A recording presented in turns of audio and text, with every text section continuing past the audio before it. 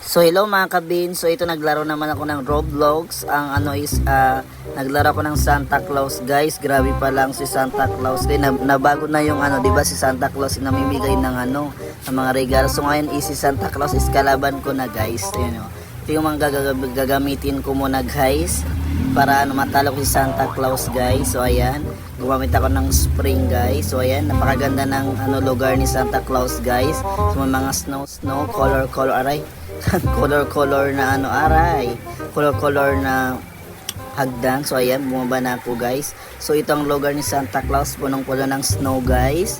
Meron silang Christmas tree na snow guys. Ito yung ganda-ganda guys. Pero iba yung Santa Claus dito guys, nangahabol si Santa Claus.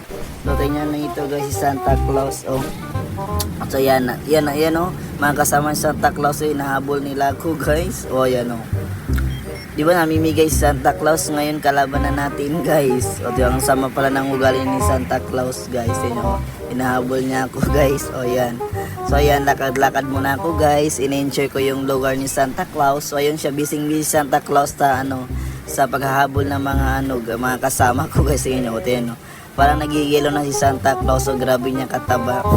Pero iba yung Santa Claus dito guys, kay ano, parang galit na galit siya. Ano kaya ito guys, tingnan natin itong parang ano, snow. Oh, di ba ang ganda.